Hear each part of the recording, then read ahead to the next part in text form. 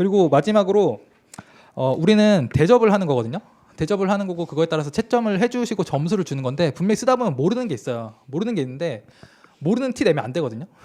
그러니까 몰라도 아는 것처럼 써야 돼요. 몰라도 아는 것처럼 쓰고 뭐 그렇게 해야 되는 건데 이런 식으로 빵꾸내서 쓰는 거는 거의 교수님한테 뭐라고 하는 거냐면 저 몰라요. 혹시라도 실수로 점수 주면 당신은 부정 채점입니다. 그런 거랑 똑같거든요. 그래서 모르는 게 있으면은 전 어떻게 쓰라 그러면 옆으로 쓰라 그래요. 예를 들어서 무의수지 임무산 이렇게 7가지를 써야 되잖아요. 그러면 다음은 거는 수주판매 해당하지 않는다 해서 무의수지 임무산 딱딱딱딱 박아도 돼. 근데 만약에 혹시라도 이걸 잘 모르겠어. 그러면은 무상으로 수입하는 물품, 콤마, 그다음에 수입 후 경매 등을 통하여 판매가 결정된 위탁 판매 수입 물품, 그다음에 수출자 책임을 국내에서 판매하게 수입하는 물품. 예를 들어 지점이 생각이 안 났다고 쳐보세요. 그럼 그 다음에 임대차 계약에 따른 수입 물품, 무상 임차 수입 물품, 뭐 수출자 책임으로 국내에서 폐기하기 위해 산업 폐기물 등 뭐 이런 거 한 다음에 등을 하나 써요. 등 한 다음에 좀 추가적으로 이런 거 쓰는 거지. 이런 거는 판매의 결과에 따라서 수입되는 것이 아니기 때문에 수출 판매로 보지 않는다. 이런 식으로 좀 옆으로 이렇게 쓰는 거란 말이야. 분명히 내가 7가지 중에 하나를 정확하게 잘 못 쓸 것 같아. 그러면 굳이 이렇게 남들 다 7개씩 쓸 건데 나 혼자 거기다 6개를 쓰거나 아니면 나 혼자 그래서 저 교수님 저 7개 있는 건 압니다 라는 식으로 번호 7개 써놓고 하나를 비워놓는 것보다는 옆으로 쓰는 게 낫다는 거지. 그렇게 옆으로 쓰면서 하면서 뭐 등 이렇게 쓰면은 교수님께서 봤을 때 어떻게 하겠어요? 사연이 있겠지.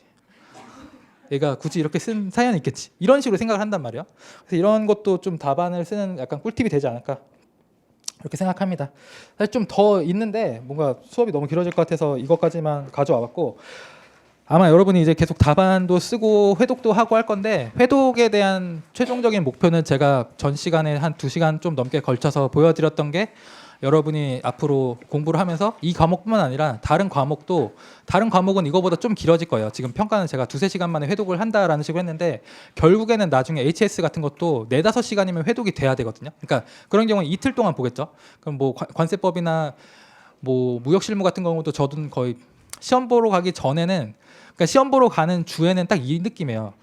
그 전주에 토요일에 모의고사를 보고 와서 저는 금요일에 봤었는데 금요일에 모의고사를 보고 와서 이제 토요일에 틀린 거랑 이런 거 한번 딱 정리를 한 다음에 이제 일, 월, 화, 수, 목, 금을 하고 이제 가는 거잖아요. 그럴 때 어떻게 했냐면 한 5일 정도를 잡아서 1회독을 돌리거나 아니면은 그때 막 평가 같은 경우는 그렇게 할 필요가 없으니까 평가는 처음에 1, 월 이렇게 1회독하고 그다음에 화요일에 한번 1회독하고 수, 목 이렇게 1회독하고 금요일에 1회독하고 가야지. 이런 식으로 했단 말이에요. 그러니까 일주일 동안 평가는 거의 한 4회독을 돌리는 개념으로 이렇게 잡아서 가는 거고 그다음에 HS 같은 경우에는 아무리 길어도 이틀에서 3일이면 회독이 끝난단 말이에요. 그러면은 1, 월, 화 해서 HS 1회독 그다음에 수, 목 해서 1회독 한 다음에 금요일에 최종적으로 1회독 이런 식으로 줄여나가면서 이렇게 가야 된다는 거거든요. 근데 그런 걸 연습하는 거는 여러분이 나중에 전범위 모의고사가 되면은 그런 식으로 연습을 해봐야 되는데 그거를 할 수 있는 분들이 솔직히 그렇게 저는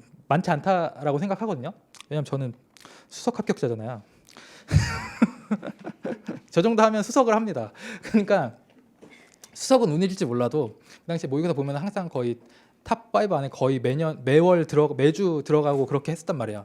그러니까 그렇게 초상위권에 계신 분들은 다 그 정도로 해요. 그 정도로 하니까 그렇게 하는 걸 보면서 막 전에 듣기만 했지 그렇게 하는 거 한 번도 못 봤기 때문에 못 믿는다라는 식으로 생각할 수 있는데 제가 보여드렸으니까 딱 그 정도 수준으로 하시면 되고 답안 같은 거는 이제 답안은 어떻게 써야 되냐라고 하면은 모범 답안처럼 쓰세요. 모범 답안처럼 쓰되 실수는 분명히 할 수가 있다. 그런데 사람들이 많이 실수하는 유형들을 제가 오늘 좀 보여드렸으니까 이런 것들은 좀 오늘 체크한 부분들은 회독하면서 아 이런 실수 그때 많이 하던데 라는 식으로 생각만 나면 좀 되지 않을까라고 생각을 합니다. 어쨌든 저녁 시간에 오셔서 긴 시간 동안 수업 들으시느라 고생하셨고 다음에 뵙도록 하고 모르는 거 있으면 질문 주세요. 고생하셨습니다.